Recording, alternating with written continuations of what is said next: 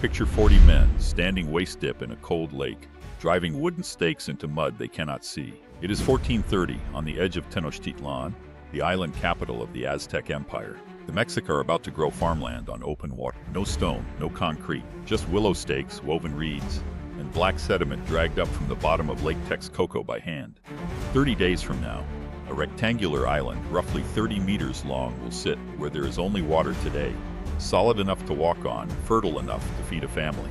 By every law of modern land reclamation, this should sink. It did not. This is how the Aztecs built a floating island, and why ours failed. Subscribe if real history beats Hollywood. Start with the name because the name lies to you. Chinampa. Schoolbooks translate it as floating garden, and the image sticks. A raft of soil drifting on a lake, bobbing like a leaf. Forget that picture completely. It does not float. That is the first thing the word gets wrong. A chinampa is anchored to the lake bed more firmly than most modern foundations are anchored to dry ground. The word comes from the Nahuatl chinamiddle, a fence of woven reeds, and that fence is the entire secret. Here is what the builders actually do. They wade into shallow water, no deeper than a man's chest, and they map a rectangle on the surface using floating cord. Then they drive stakes, rows of them, pounded into the soft lake floor until they bite. Between those stakes, they weave branches and reeds into a tight basket wall, a chinamiddle, until the rectangle is fenced on every side like a giant submerged crate. That crate is the mold, and here's where a first attempt fails. Drive the stakes too shallow and the whole wall heaves loose the first time the wind pushes water against it.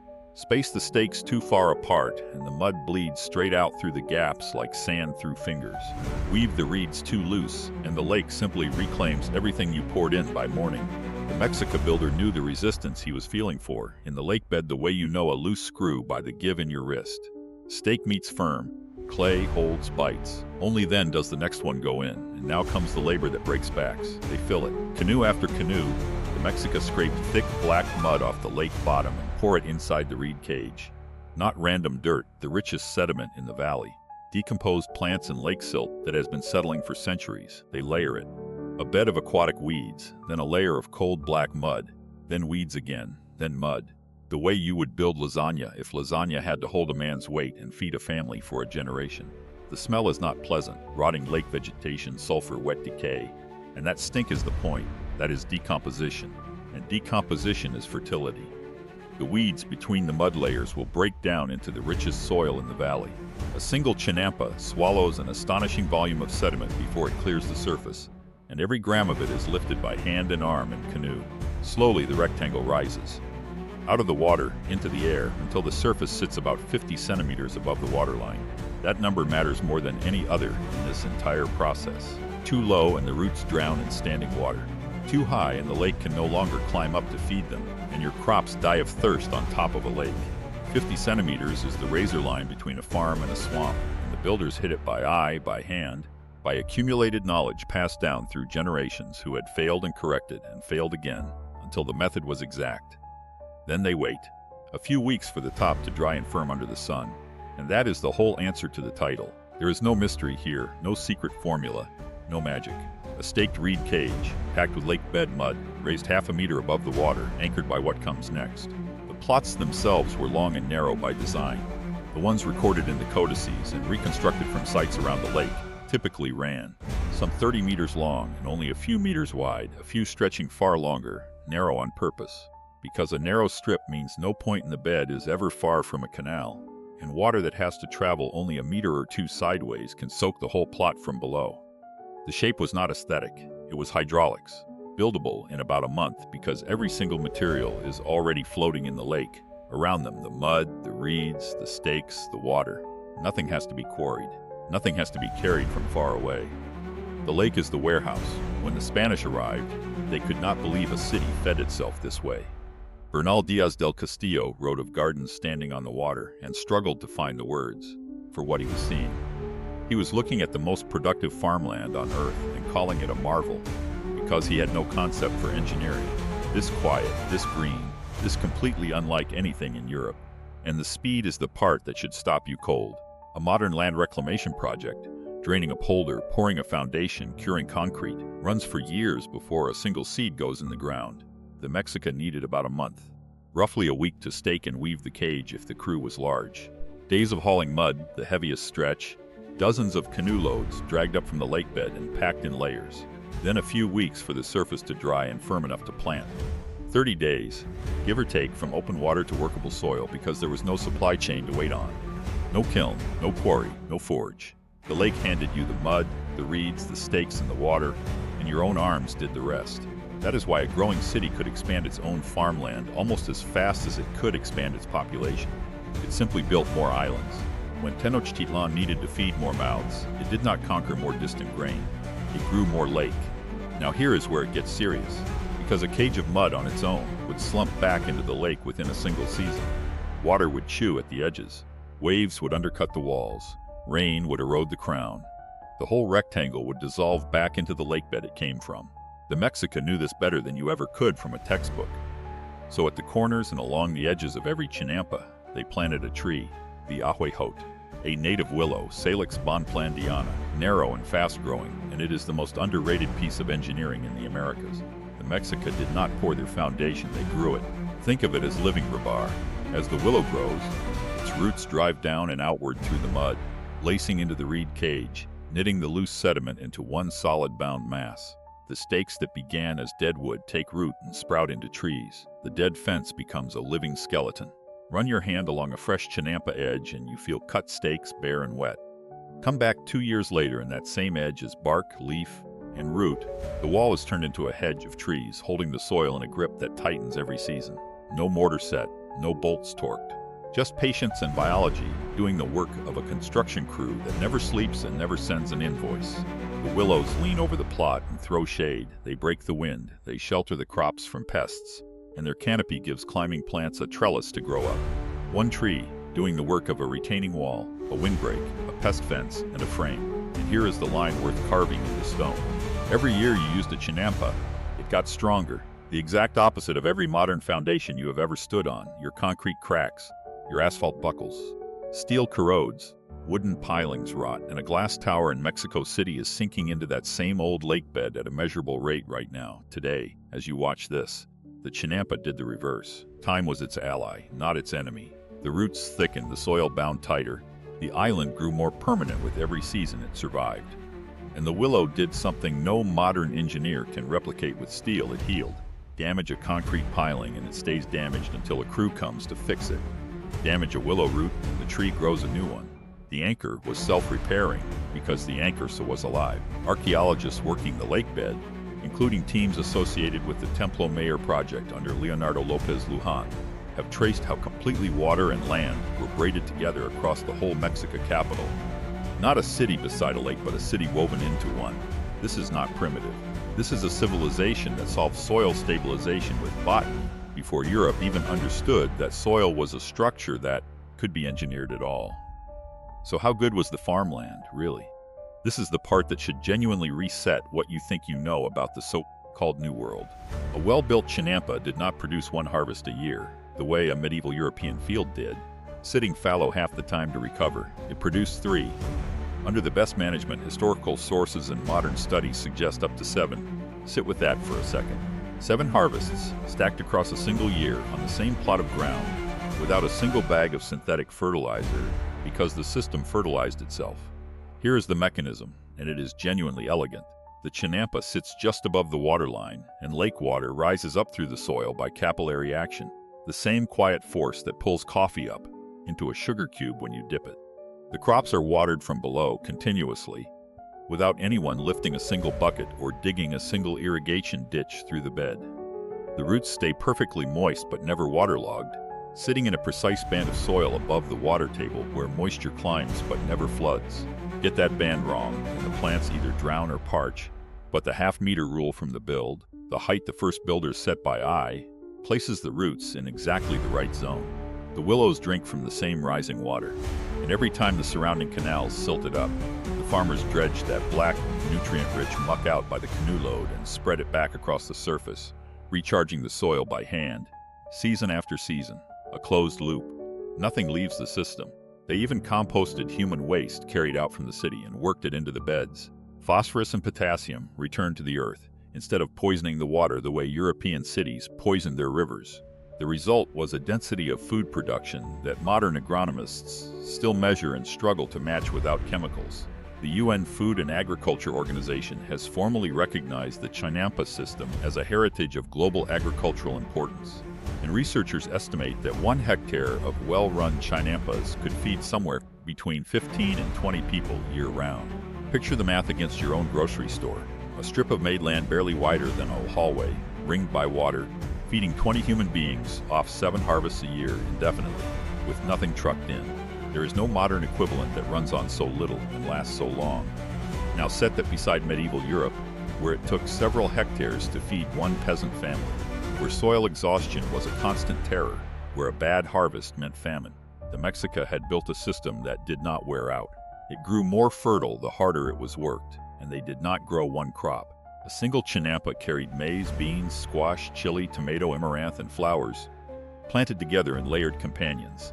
The tall maize giving the beans a pole to climb, the beans feeding nitrogen back to the soil, the squash sprawling low to shade out weeds and hold moisture.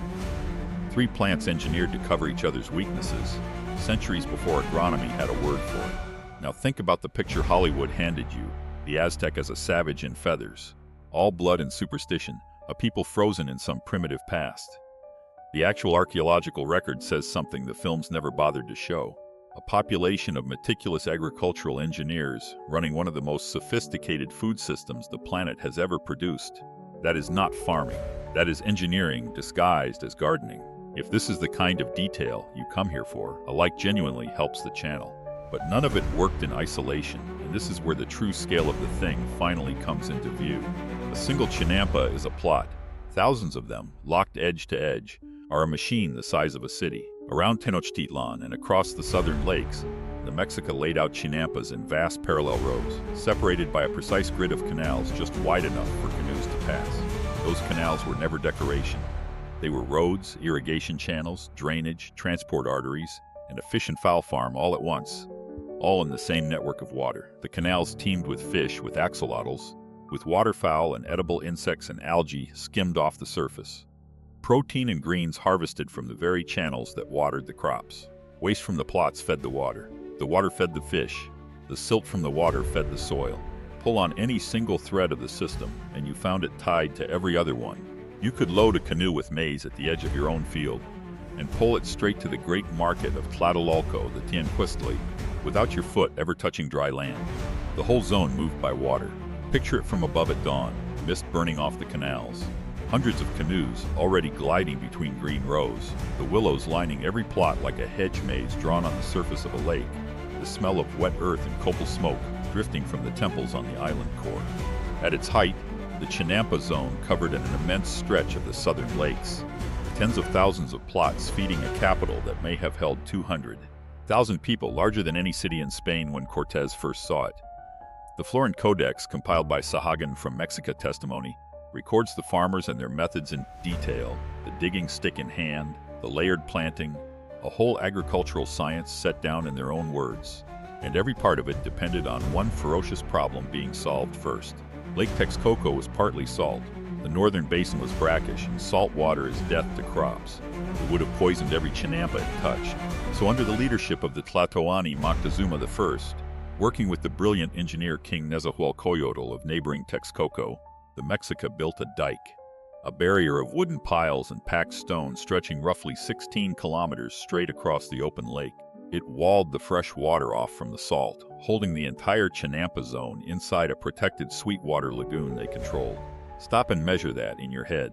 16 kilometers of hand-built dike in the 15th century with no draft animals, no iron tools, no pulleys or cranes, built purely to control the chemistry of the water around the farms. That is not a wall.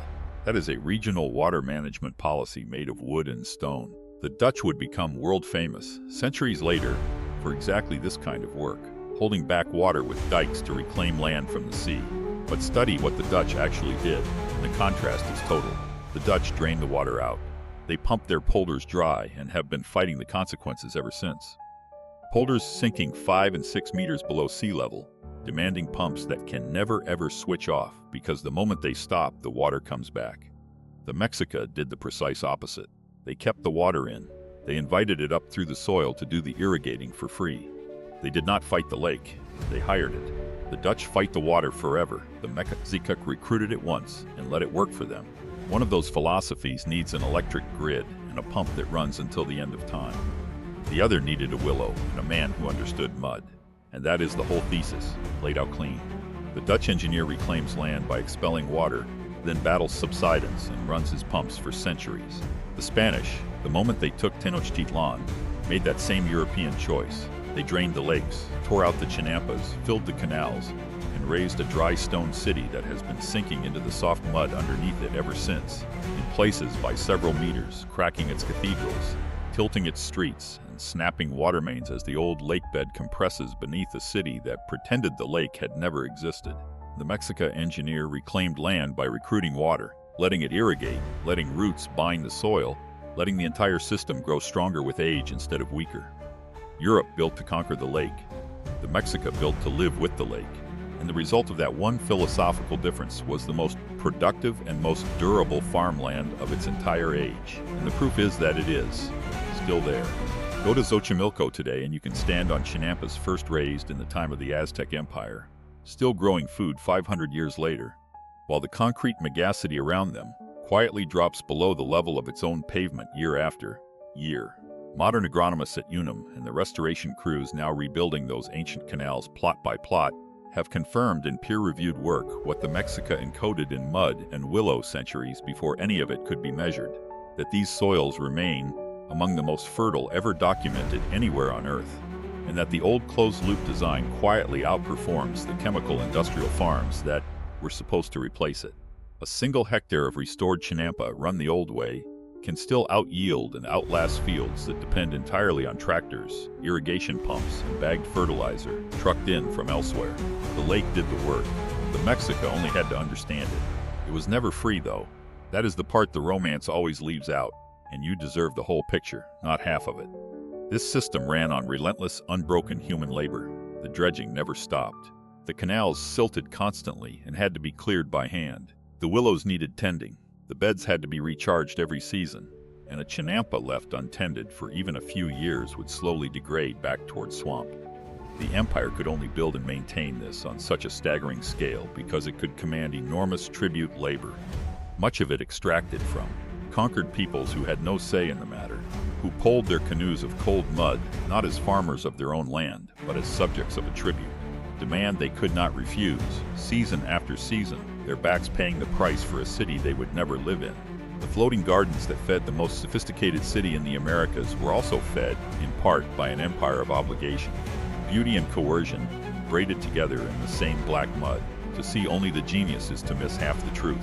The Mexica built something the modern world still cannot match for sustainability. And they built it on a foundation of conquest. Both of those things are real at once.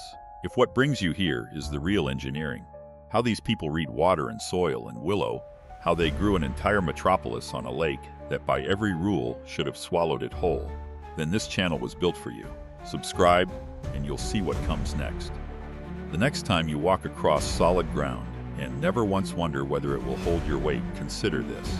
600 years ago, a Mexican farmer grew corn on water that had no business holding anything at all. They could not pour concrete or drive a single beam of steel. They just read the lake, staked the reeds, packed the mud, and let the willow roots do the rest. No engine, no grid, no pump that someone has to keep running long after they are gone. Just a method patient enough to let a tree become a wall and a lake become a field. That knowledge, quiet, deliberate, carried in the hands and passed down by water, outlasted every empire that came afterward and tried to drain it away.